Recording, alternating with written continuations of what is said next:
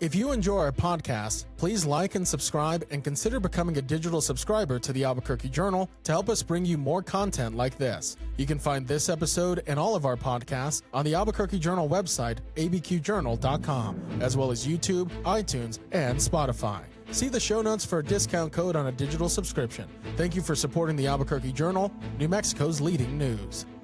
Welcome back to Rounding Up the Roundhouse, the Albuquerque Journal's Legislature podcast. It's Friday, January 30th. I'm John Miller, and today I'm joined by Nakayla Mcclelland, who's been a reporter for the Albuquerque Journal for 2 years and covers public safety.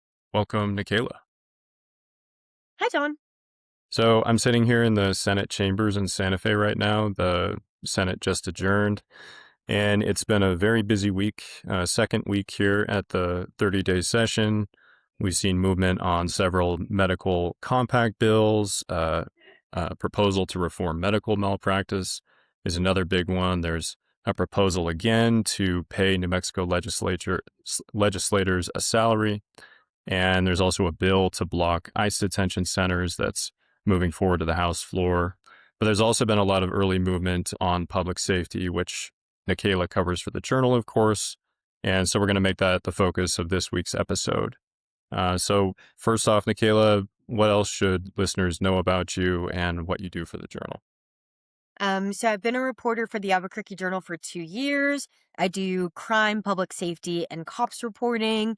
And over the past week, I've been covering a lot of crime-related bills for the legislature. So these are a lot of things that have to do with gun bills, and I wrote a story about like automated license plate readers. So a lot of focus on that and things that involve public safety and things that the public should know about for the session.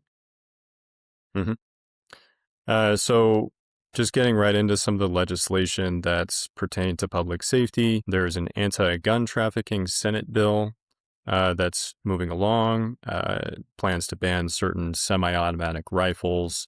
Obviously, the term assault weapons is one that's drawn some controversy for just being a bit of a nebulous definition. What does that really mean? The bill sort of defines that as certain semi-automatic rifles. And this bill also would require added security at gun shops. So this has stirred up some controversy, which we expected.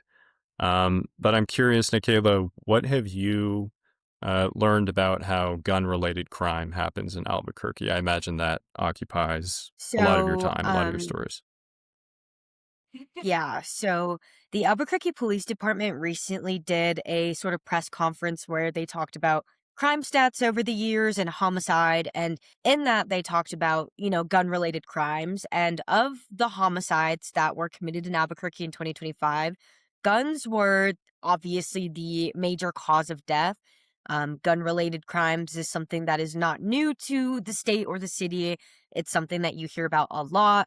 And they always kind of stir up a big controversy whenever you talk about it, because people have very strong feelings one way or the other about how we resolve this issue and why it's an issue and what is good oversight versus what is overstepping on oversight. So this is something that's been brought up a lot, and gun-related crime is something that I've heard about time and time again, and I don't expect that to stop anytime soon. Thank you. Yeah, it's obviously one of the perennial issues. A lot of the legislation we're seeing here in the 30-day session, we've seen before, right? And another one is pretrial detention reform proposals, which actually just recently stalled in committee. Most of these bills are making it through committee before they can make it to the House or the Senate floor. And this is another one that's just tough to draw bipartisan support for. So pretrial detention, for listeners who don't know, basically governs the rules with which a defendant can be released from custody before their case is adjudicated, either through a trial or dismissal or a plea deal, for example. I know, Nakayla, you know that subject matter really well. So I know you've covered a lot of crimes. And that's one of the first things that happens in these cases, is someone released, or are they going to be held? And I'm curious, what do you see happening? Are you covering kind of the same defendants repeatedly, repeat offenders? So when people talk about pretrial detention and things like that, the same term that they use for it is catch and release, which is essentially when you go to jail here in New Mexico, you are either in jail through pretrial detention or you are released shortly after. And this is an issue that's been brought up time and time again. It's something that many of our readers have had thoughts about. And Bernalillo County Sheriff John Allen has spoken numerous times about pretrial release and how he feels that it's stalling the progression of crime solving in the county. Pretrial detention is something that is brought up whenever we talk about high crime rates in the city and the state. That is one of the first things that people say. And a lot of police departments and law enforcement entities do often bring up criminals who have these, long histories and they go to jail and then they get released, or they don't go to jail and, they're back out again. And that often also comes back into like whether or not they'll go to court after, and why a lot of people have warrants out for their arrest because they aren't showing up to court. And so pretrial release is something that the state does really need to figure out one way or the other. I personally don't know what the right answer is, and a lot of people have a lot of big feelings about that, but that is something that when you point to, oh, there's a lot of crime in the city, you see a lot of repeat offenders, catch and release or pretrial detention is the very next thing that someone will say about that. Mhm. And the legislation we're seeing right now is it would be a constitutional amendment that would essentially just give judges more latitude for how they would be able to determine whether someone is going to be held in jail or released. And it was tabled at committee with a 4-2 vote, which drew a lot of pushback from the GOP. But moving on to just the next subject here, there's also legislation on the docket this year to elevate the charge of aggravated battery against a peace officer from a third-degree felony to a second-degree felony, which of course changes sentencing, right? I know that we've seen officers that have been injured and killed in the line of duty. Have you covered any of those cases, and what can you tell us just about what officers are sort of seeing as they go out and respond to crimes? Mhm. Testing 1, 2, So, 2, as my 2, time at 2, Crime 2. Reporter, I haven't seen any, major injuries or death when it comes to police Testing officers. 1, But 2. as I 1, go through the 2, booking 3, sheet every 4, day as 5, part 6. of my job, aggravated battery against a police officer is a charge that you see all the time. It's actually more uncommon to not see that. Typically, when you read about what happens in these situations, it's that, a police officer attempts to arrest someone and they spit on them or push them or punch them or, do something to try to escape from being detained. And so I think that this is something that um, definitely needs to be addressed. I'm not surprised that this has been brought up. There have been some previous cases in, the last year or 2 years in where officers have gotten severely harmed by people and in some cases resulting in death.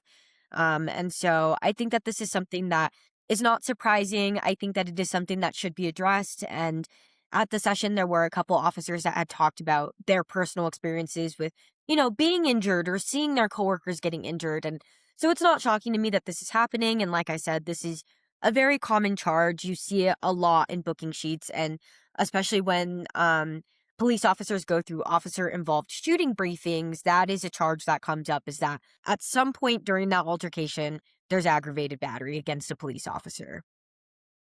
Yeah, no, that's a good explanation of the issue. And this is obviously something that's even more top of mind right now, of course, with a lot of interactions between ICE and Border Patrol. We've seen 2 deaths in Minneapolis this month. And, part of the pushback from law enforcement agencies when someone is killed in one of those interactions is, well, someone put hands on a police officer or tried to injure an officer with their car.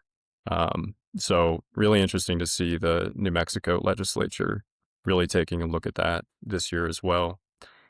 Juvenile crime has been another big one. I know last year was a bad year in terms of violent juvenile crime specifically.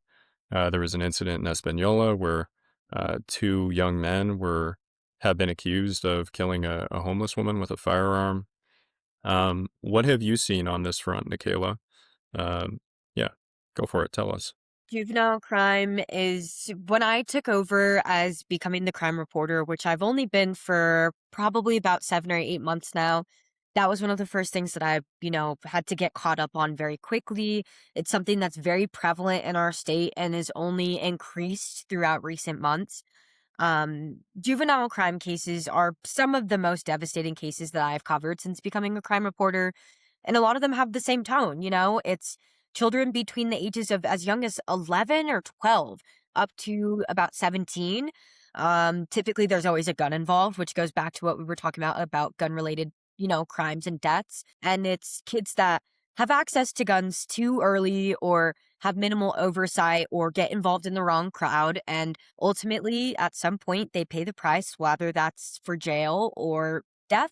And so I think out of all the things as the crime reporter that have been brought up at the session, I think that this is one that needs to be addressed very quickly, because if somebody gets a crime record so young, that only changes their entire rest of their life, and it can put them on a completely different path than what they could have been doing. And this is just something that we've talked about many, many times over and over and over again. And at the end of the day, people can say whatever they want to say about juvenile crime and that there needs to be more parental oversight or more gun restriction laws. And however you feel about that, at the end of the day, it's really devastating to read and hear these stories and write these stories about young kids killing each other, getting killed, and getting shot going to the park, getting shot hanging out with their friends, or going out and committing a crime, and they really don't understand what it means to take someone's life away, and then they're serving life in jail for the rest of their life because of this. And so I just think juvenile crime is something that the state very urgently needs to handle. It's something that's very heartbreaking, and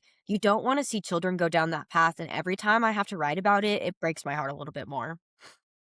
Yeah, no, I think that's well said, and I certainly hear you. It's a spiral, right? I mean, whether you're a juvenile or an adult, but particularly if you don't even get the chance to reach adulthood and you pick up a felony charge, that can not just ruin somebody else's life for whatever crime was committed, but ruin your life as well. So kind of the tenor of the discussion around public safety this year, even from the governor, seems kind of tightening up the criminal code and elevating penalties, making it easier to hold people in jail. But it's important also to remember the flip side of that, right? Which you just explained really well, that, if you're accused of a crime or even if you're convicted of a crime, you still have rights. You still have rights to laws that, allow you to be rehabilitated and move forward with your life. The one of the bills I just wanted to mention on the juvenile crime front is HB 179. That would allow judges to unseal sealed juvenile records and refer to them in pretrial detention hearings, which would be interesting to see how that would affect juveniles charged with crimes. Wanted to ask you, Nakayla, as well about the New Mexico National Guard's activities over the past year. We saw deployments to Albuquerque, which have since been withdrawn. We had a good story just come out just yesterday by our colleagues Colleen Hild and Jillian Barkhurst about how the National Guard Major General Miguel Aguilar said that it was a bit of a mixed result, which was interesting to see from, someone who's at the leadership of the National Guard. And essentially, he told our colleagues that there need to be more structural changes to reduce crime, for example, on Central Avenue, which is it's been a hot spot for a long time, right? What is your perspective? I'm up here further north, but what was it like having the National Guard in Albuquerque over the past year? So, on a day-to-day basis, I personally didn't see anything that changed the way that, I revolved as a citizen or as a reporter. Um, but when I did have to go out and cover crimes, you'd see the guard helping and assisting and, blocking off traffic and things of that nature. And so I do think that the way that the National Guard was deployed here was better than in other states where a lot of scary things happen because of their deployment. But I just think overall there are different resources that law enforcement authorities here need. And I don't know if maybe there needs to be a sort of better collaboration in the future, or maybe just things need to be changed on a higher up level, as with the legislative session. But the Guard did make an impact when it came to like me going out to crimes and seeing them assist. But as a regular citizen in Albuquerque, I had I not, worked in the news and, been updated on this stuff, I don't necessarily know if I would have seen a difference or known that they were even here. Yeah, we should tell listeners who don't know. Of course, the Guard was also deployed to Espanola, and sometimes I travel through Espanola when I'm coming down to report in Santa Fe. And I've seen the same thing. The Guard, they're not carrying firearms. They're essentially playing a supportive role. Kind of more bodies, at the scene to help support local law enforcement. Um, but that was interesting, and we hope listeners will read that story that came out yesterday. And I know today you're covering a protest in Albuquerque. Can you just tell us what you're working on there today? Yeah, so across the nation, essentially, a bunch of advocacy groups have called for a nationwide shutdown and a strike and protest. So there are some businesses in Albuquerque and probably throughout the state that have closed for the day, or some businesses have remained open and they're offering 20% of all sales to mutual aid groups in Minnesota and Minneapolis. Um, Downtown Albuquerque's been shut down for the day. City Hall has been closed. The Bernalillo County, Alvarado Square has been closed. And so it seems as though it's going to be a large protest that starts at 2:00 today. And a bunch of different advocacy groups will be meeting up at Civic Plaza to protest against the deaths of the two people that were killed by ICE agents in Minnesota. And we also recently just had a similar protest. So this is just going to be an expanded version of that. And again, this is like a nationwide strike. So there are places across the country where businesses will be closed or operating at minimal staff. A lot of workers have walked out for the day, and many of these businesses are going to be offering portions of their proceeds to support Minnesota.